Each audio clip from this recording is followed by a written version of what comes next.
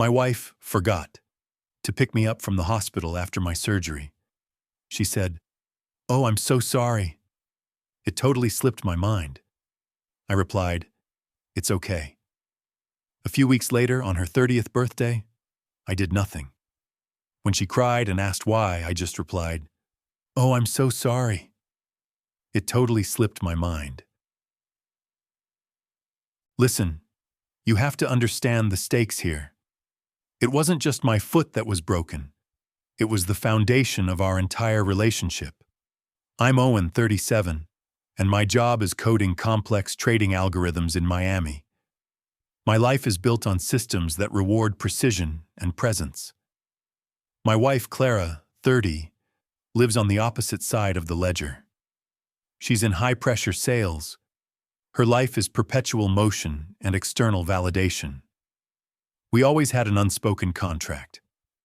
I provide the quiet, dependable base, handling the logistics. She provides the excitement and the external social drive.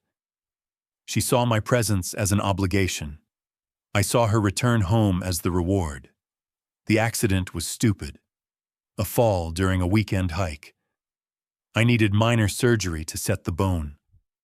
Nothing life-threatening, but serious enough that I couldn't drive, couldn't navigate stairs easily, and needed full-time support for 48 hours. This wasn't a request for luxury. It was a simple need for care and presence. The minimal, non-negotiable requirement of a marriage. Before the surgery, I made the request simple. My discharge is set for 2 p.m. tomorrow. I just need you there to drive me home and help me get settled. She kissed me quickly, already distracted by a client email. Of course, baby. Wouldn't miss it. But this wasn't the first time our marriage was tested by her schedule.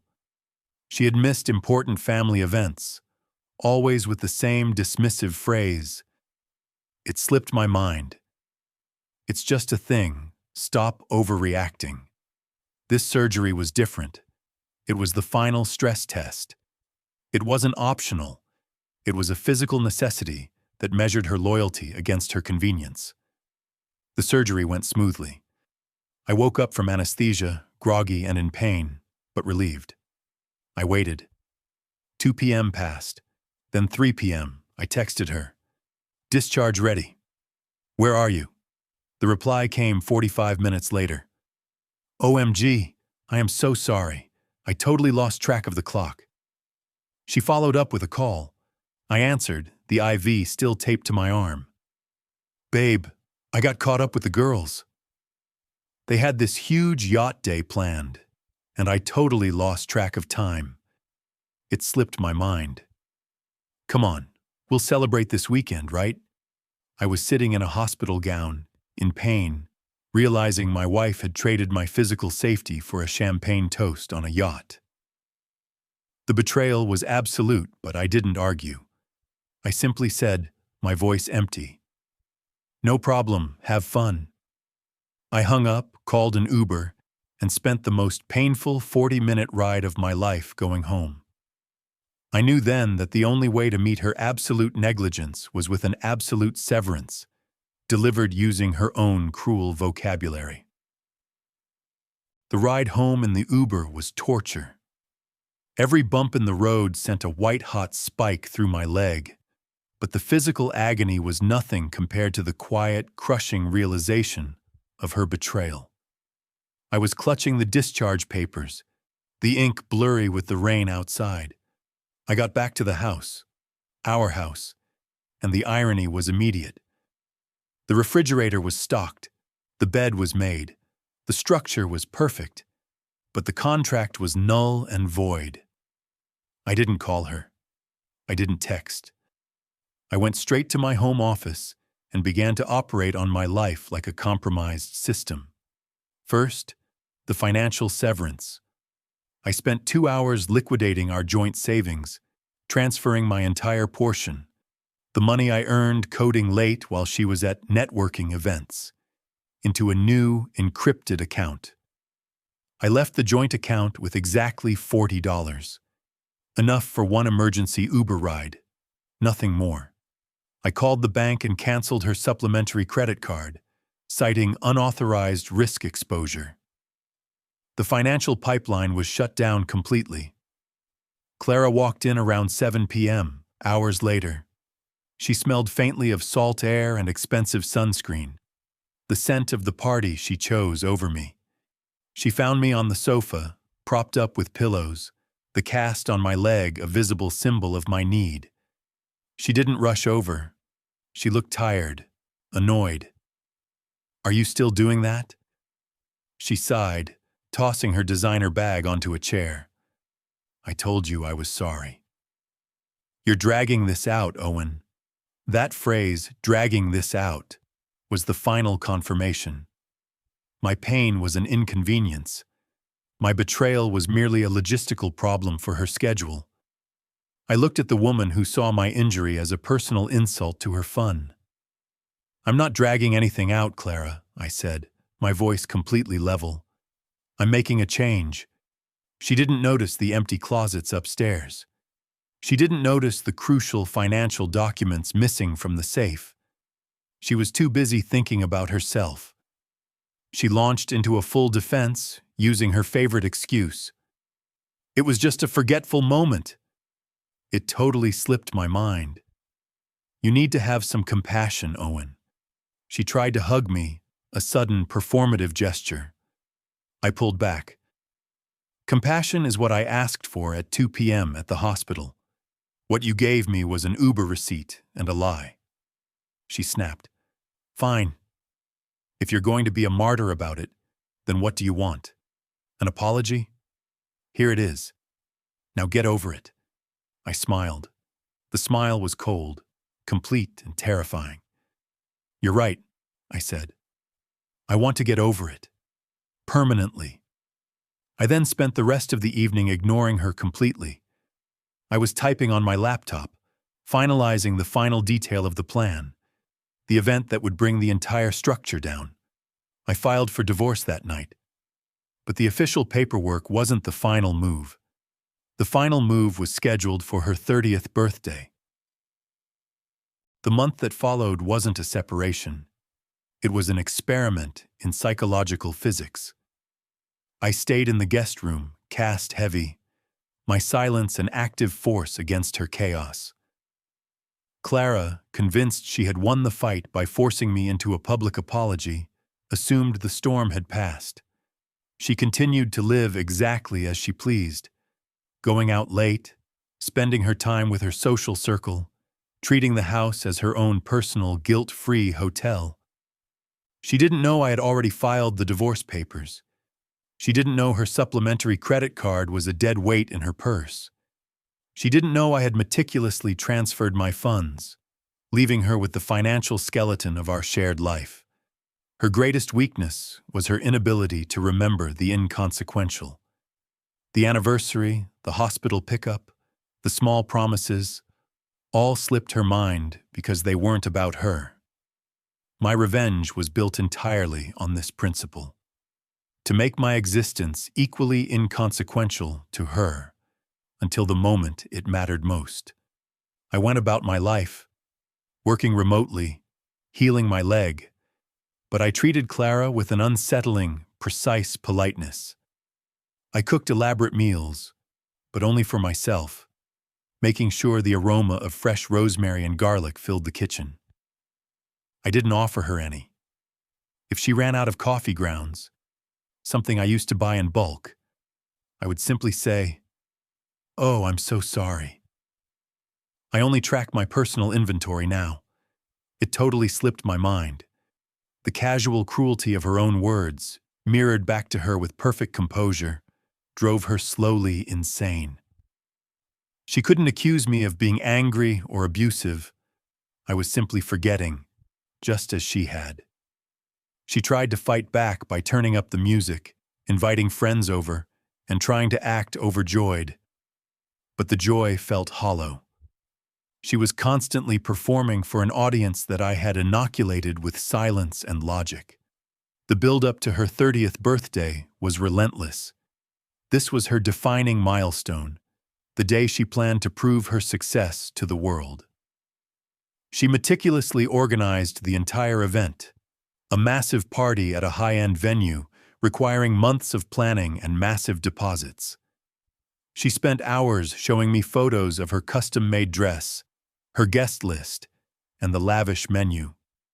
She was waiting for my enthusiasm, my effort, my financial contribution. I gave her none of it. "What are we going to do for my birthday, Owen?" she asked, her voice laced with nervous expectation. I gave her the same blank, polite smile she gave the nurses at the hospital. "Oh, Clara, I'm sure it will be lovely." "But what are you doing?" she pressed, desperate for my acknowledgement. I looked at the beautiful, oblivious woman and delivered the setup for the final, devastating act. "I've been so focused on my recovery, honey. It totally slipped my mind." She frowned, annoyed, but assumed my forgetfulness was a temporary, forgivable lapse. She had no idea that her 30th birthday was about to become the day she finally learned the cost of her own words. The night of Clara's 30th birthday arrived, cold and glittering, a perfect Miami spectacle she'd spent months engineering. I drove myself to the venue, a high-end beachfront hotel ballroom, my legs still stiff in the cast, but my resolve was sharper than any scalpel. I entered the ballroom and watched the scene unfold. Clara was magnificent. She wore a dress I hadn't paid for. She laughed a little too loudly, and she held court with her friends, radiating the manufactured joy of a woman who believes she has successfully escaped all accountability. I didn't sit down. I stood near the entrance, holding a single, small envelope, my gift of nothing. The party was huge, loud, and exactly the kind of validation she craved. She was the center of attention, accepting lavish gifts from colleagues and friends. Her mother approached me first, looking nervous. "Owen, I'm glad you came. Please don't ruin this for her. She's had a rough year." "I wouldn't dream of it," I replied, my voice calm. "I just came to deliver my present." "You did buy her something, right?" "Just a little something?" she pleaded. "Oh, I bought her the most perfectly tailored gift imaginable," I assured her. The crucial moment came during the official toast. Clara took the microphone, tears welling up, the good kind, for the cameras, and thanked everyone for celebrating her new chapter of independence and self-love. She deliberately avoided looking at me, convinced my silence was my punishment. Then, the gift table. Her friends lined up, presenting diamond earrings, tickets to Paris, and designer shoes. I walked toward the table, the small, thin envelope heavy in my hand. Clara saw me coming. Her smile faltered slightly. She expected a grand, public reconciliation, a desperate declaration of my failure. I reached the table, placed my plain, white envelope amongst the glittering presents, and leaned in close to her ear. "Happy 30th, Clara," I whispered. She immediately tried to cover the envelope, laughing nervously. "Oh, you. You're so cute. You didn't have to." I didn't move. I waited. Finally, she opened the envelope under the intense gaze of her friends. Inside the envelope was not a card, not money, but a single blank folded piece of hospital-grade antibacterial wipe. She stared at the wipe, utterly bewildered. What is this, Owen?" "It's a gift of nothing," I said. "Because you did nothing when I needed you." She didn't get it. She tried to laugh it off to her friends. "Oh, he's being so weird and symbolic." Then came the final move, the symmetrical strike. "Clara," I said, my voice completely devoid of warmth, "do you remember what you said to me on the phone when I was waiting for you at the hospital?" She hesitated, her eyes wide. "I said I was sorry, that it slipped my mind." I pulled out my phone, typed a text, and immediately sent it to her. She looked down at the notification. It was my final cold gift. "Oh, I'm so sorry." It totally slipped my mind. She looked up at me, tears welling up. Not the performance kind, but genuine, agonizing defeat. "You ruined the most important day of my life," she choked out. "No," I corrected, turning to leave. "You just finally experienced the value of your own words." Man, I walked out of that ballroom, and the sound of the band trying to kick back in was muffled by the chaos I'd left behind. The victory wasn't loud. It was immediate and personal. I didn't need to stay and watch her cry. The job was done the second she read her own excuse. I called an Uber and was back in my quiet, sterile apartment, the one she thought was boring, within 30 minutes. I sat on the sofa, propping my still-cast leg up, and let the silence settle. The phone started ringing almost instantly. It was her mother, then her sister, then a barrage of texts from numbers I didn't recognize. I didn't answer. I muted the phone. I wanted them to feel the isolation I had felt sitting in that hospital gown, realizing nobody was coming for me. I wanted the sound of my absence to be louder than the noise of her party. I knew the narrative she was spinning. Owen is petty. Owen is jealous. Owen ruined my 30th because he's controlling. That was fine. She could have the blame. I had the truth. My sister Laura called an hour later, worried. I answered hers. "Owen, what happened? I heard you left. Clara is hysterical." "I gave her her present," I said simply. "The same one she gave me at the hospital." "The slipped my mind line?" "Exactly. Delivered on her birthday, in front of all her clients. Laura, I just couldn't take the disrespect anymore." Laura didn't argue. She just said, "I'm proud of you." That took guts. That validation from my sister, the only person who truly understood my pain, was the final emotional suture I needed. The most satisfying report came from a co-worker of Clara's, a guy named Rick who had witnessed the whole thing. He confirmed that the party had completely dissolved shortly after I left. Clara, stripped of her composure, had screamed at her friends, accusing them of siding with me. She couldn't bear the public scrutiny of her own hypocrisy. The public humiliation was total. Her 30th birthday became the day she proved she valued a champagne toast over her husband's physical safety. I didn't file for divorce that night. I filed 2 days later, after I had found a physical therapist who could work with my injury. I didn't want the filing to be an emotional reaction. I wanted it to be a logistical necessity. The only thing I regret is waiting this long. Waiting until I was lying in a hospital bed to finally realize the value of my own time. But the peace I felt that night, with the silent phone and the quiet hum of the air conditioning, was absolute. It was the sound of a contract finally honored, not by her, but by me, to myself. The week after the birthday was spent solidifying the consequences. Clara, having exhausted her reserves of rage, finally realized she was genuinely alone.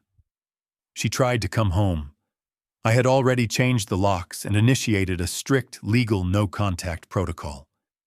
My lawyer was clear: communication only via legal channels. But the real strike wasn't the legal barrier. It was the mirror. I knew Clara's greatest fear was looking poor, especially in front of her high-rolling sales colleagues. I executed the final defining move on the day she realized her personal credit was frozen. She had attempted to book a last-minute flight to New York, a desperate attempt to secure a quick job interview and prove her independence. The card was declined. The bank alert system had flagged her for excessive, immediate financial risk. She called me, using a blocked number. I answered, knowing this was her last attempt to beg. "Owen, please. I need access to the funds. I have an interview. You can't ruin my career over a stupid cake." "You're right," I said, my voice low and smooth. "It's not about the cake. It's about time." I pulled up the screen recording I'd made of the GPS log from her phone on the day of my surgery. I didn't send it to her. I sent it to her mother, her sister, and her two closest former colleagues.